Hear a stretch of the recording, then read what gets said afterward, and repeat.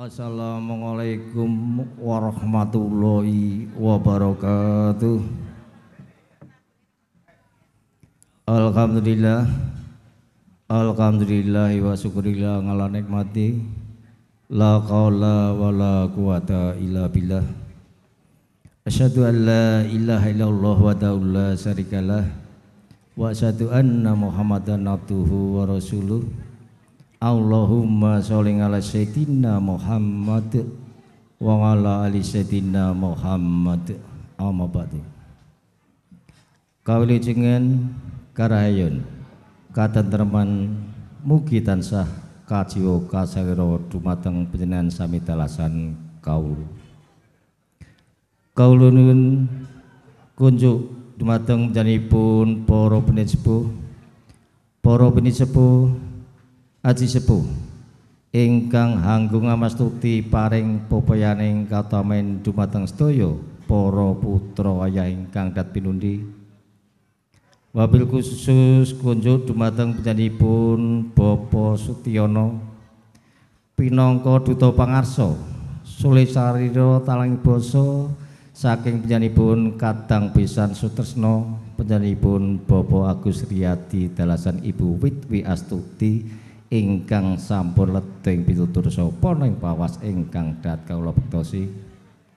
Dumateng para alim ulama, kiai, santri, hajah dalasan haji ingkang rinten dalu tansah sinanding kitab suci pinangka panuntun dhateng kiblat ing panembah ingkang dat luring budi. Dumateng para prayagung, pangembat menawi pangbaning praja, para satring negari ingkang tansah dados pandom payen sedaya para keladasih ingkang winating Sukorayu. Lumeberipun dumateng para sangya tamu kakung sumana putri ingkang pantes sinudarsana. Nuwun sewu mugi titipina isiku dendasa bebendu. Dene kawula mriki paripaksa kumantun ngadeg sumantaka wonten ngaso jengat sami. Boten ateges kawula ngirangi tata susila adating katimuran. Nun kawit kawring mriki awrat mradapa dawuh saking panjenenganipun anak Mas Gunawan dalasan adik kula Sri Nur Hayati ingkang saperlu hanangapi atur pangartya pasrah saking panjenenganipun Bapak Agus Riyadi sekalian lumantar panjenenganipun Bapak Sutyono. Kangge hamur kani atur boten kata lumen semonggo. Sareng-sareng kalau dirakaken manuk pujo dumateng ngarsanipun Allah Subhanahu wa taala. Ingkang tasih kepareng paring daya pangaribawa dumateng kula dalasan panjenengan sami. Katiti wonten ing rikalenggan menika kula lan panjenengan sami tasaged silaturahim makempal manunggal wonten ing papan pahargyan kanthi pinayungan kerajaan linambaran katentreman miwah kinemulan ing kabagas kewarasan. Wondene atur kawula ingkang salebetipun ingkang sepisan ambo bilih panjenenganipun anak Mas Gunawan sekalian ingkang sampun kabiyantu para paraga mung rawuh. Anggenipun nampi kerawan jenggat sami tasih wonten ingkang kacicir dene pikantuk atur pambagya arja langkung-langkung dereng saged tanpa asta. Kawula ngaturaken wilujeng menggah kepareng rawuh panjenengan sami. Dene kaping kalihipun panjenenganipun anak Mas Gunawan sekalian ngaturaken agenging panuwun ingkang tanpa pindan. Dene pindan sami saestu sampun kepareng karaya-raya nglonggaken wekdalan penggalih saperlu rawuh minangkani menapa ing dados atur panyunipun ingkang salajengipun mugi dipun sekcakna anggenipun pinarenggah kanthi mardine penggalih wonten ing papan pahargyan prasaja lan crimen enjang siang menika. Dene jangkep kaping katrinipun kangge andhengapi atur pangartya pasrah saking panjenenganipun Bapak Agus Riyadi Ibu Witwi Astuti lumantar panjenenganipun Bapak Sutyono.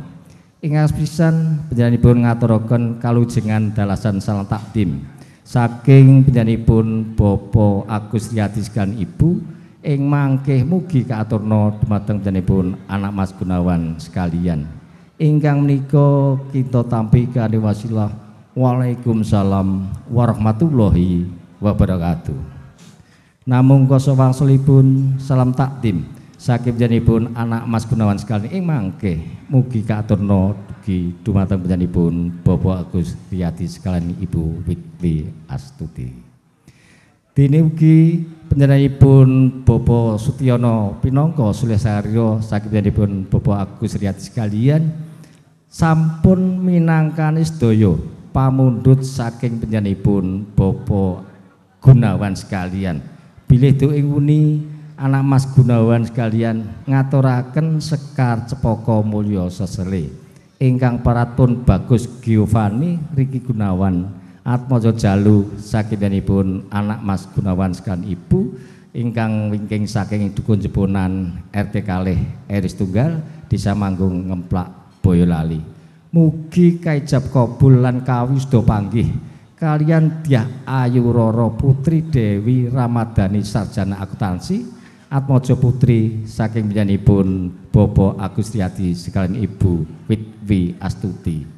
Sekasinggihan sedaya pamundhut saking panjenenganipun anak Mas Gunawan sampun dipun tindakaken samodyanipun saking panjenenganipun Bapak Agus Riyadi sekalian Ibu. Mboten sanes namung saged ngaturaken puji syukur lan alhamdulillah dene sedayanipun sampun dipun tindakaken saking panjenenganipun Bapak Agus kalian Ibu mekaten.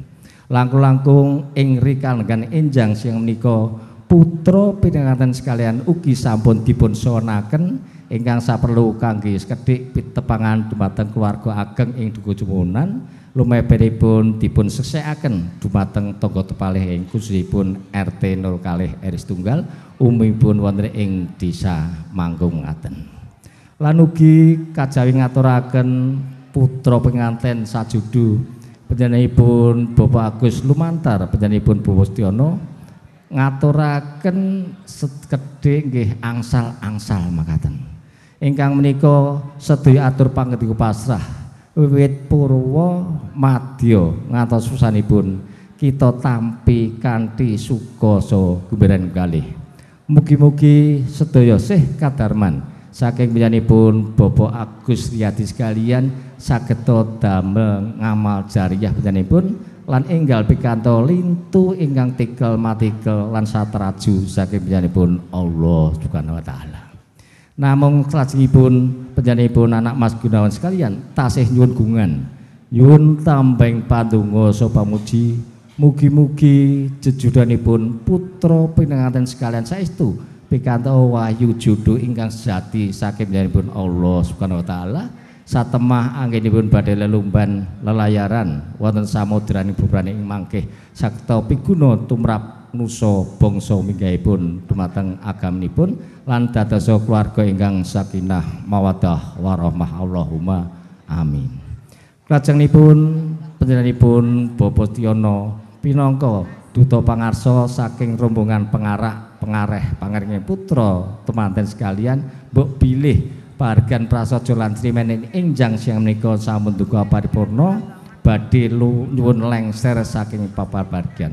Janipun ing batas tebih saking raos panundung ewas semanten panjenenganipun badhe ngersakaken kondur mboten sanes namung saged ngaturaken wilujeng kondur kairing pandonga lan pamuji mugi-mugi sak kondur panjenengan saking dukun Jebonan RT kalih RW Tunggal Desa Manggung dumugi ing Perum Klodran Colomadu Karanganyar samarga-marga tansah manggiya cepaka mulya satemah dumugi intalipun sowang-sowang kanthi wilujeng.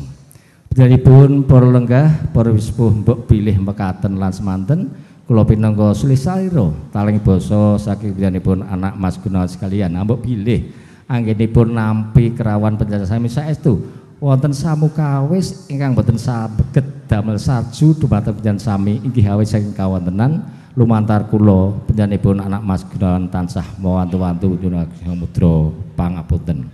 Pinangka bobot neng atur kula pinangka Sulisarya ambek bilih anggen kula matur saestu wonten atur ingkang cecer cewek lan kuciwa langkung-langkung kirang wijang wijiling cara inggih kawula ngrumaosi saking kirangipun seserepan lan alapun bawayatan kula tansah mawantu-wantu nyuwun agung samudra pangapunten.